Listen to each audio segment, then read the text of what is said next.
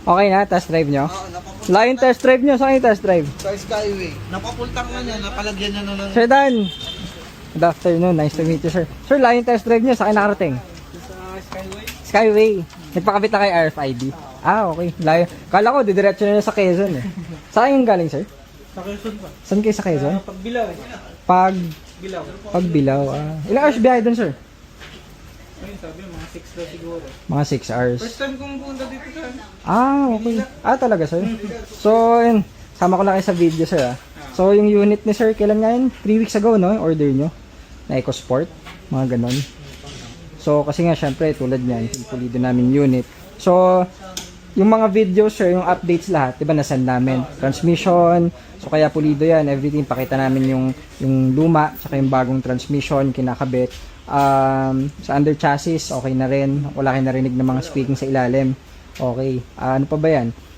Pinadetail, tapos pinalitan yung mga spark plug, syempre yung PMS. Nasa na ata ni Jared sir, nakita niyo po yung PMS.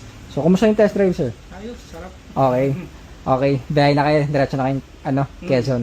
Sige.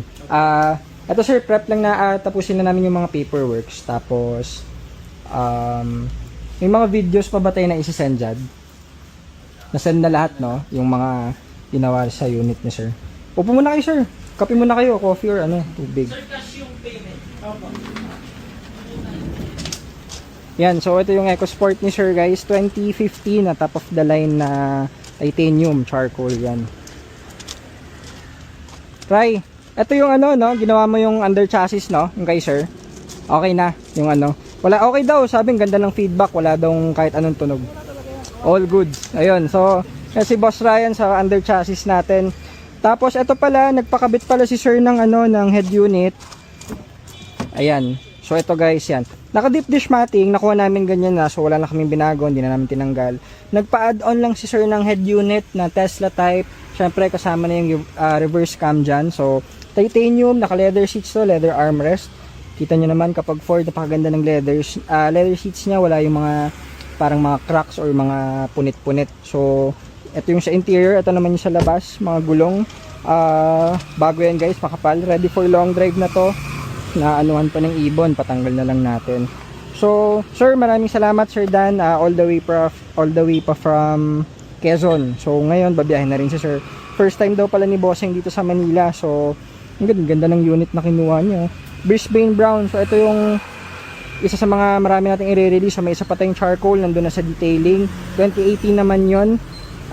So, ito, sir.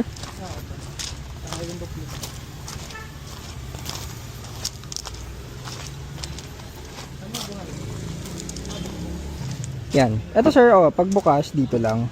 Pindot lang po. Yan, sila lang. Pag wala kang sensor, wala. Hindi ko na-usap. Oh sir, security yan. Security feature niya. Wala siya ng tag doon. Alin po? Yung open doon sa diba sa mga sakyan Sa likod sir? Oo. Hindi, automatic to sir. May pindutan to dito. So kapag nakalock yung doors nyo sa loob, hindi siya mabubuksan from the outside. Kapag naman i-unlock nyo, pwede nyo siyang buksan. Kumbaga, hindi siya tulad, kailangan pa may pindutin, yung convenience niya. Kasi ito, may tonneau cover. Ito sir, ito yung original plate niya. So, pinalagyan lang namin ng parang replacement. Pero at least dito yung original. Kasi medyo, parang pinipinturahan eh. Pero yung harap is original.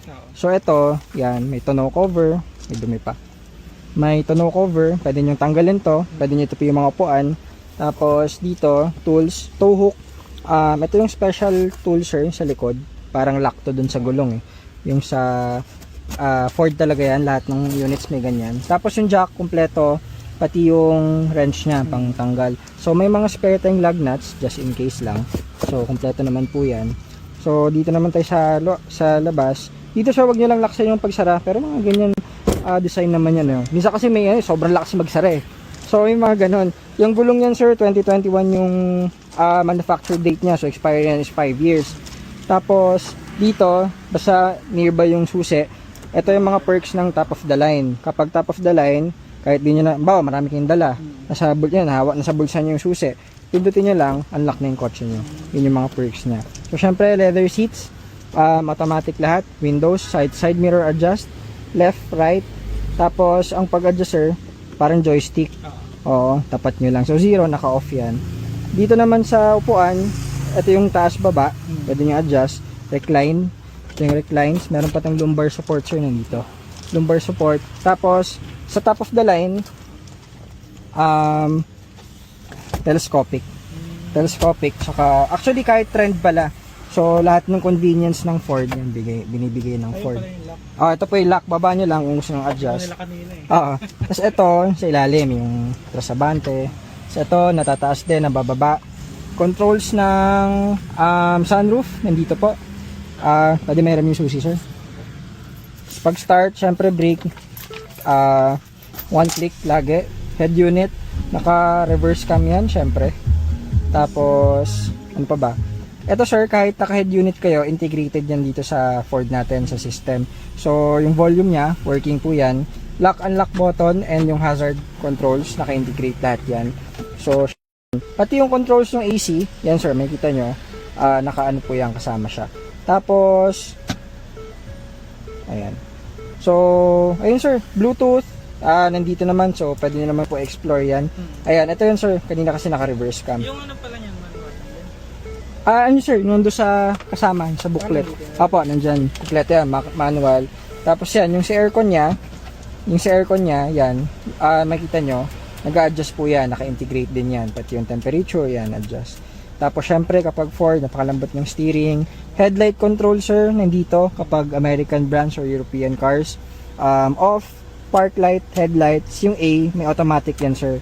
Kahit pag umaga, automatic naka-off yan. Kapag pumasok kayo sa parking, madilim or gabi, automatic mag-on siya.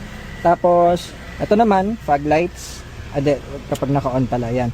Fog lights, tapos meron tong rear fog lights. So, yun yung mga features ng pag top of the line, sir. Tapos, ano pa ba? Automatic rain sensing wiper, pag naka-engage to, pag hindi umuulan, titigil siya. So, kapag umulan, automatic siyang mag-wiper. Paano yung engagement? Ano sir, i-on nyo lang. Kapag in-on ko kasi baka badumihan. So, ganun po yun. Tapos automatic climate control syempre, pero ako hindi ko naman masyadong ginagamit yon.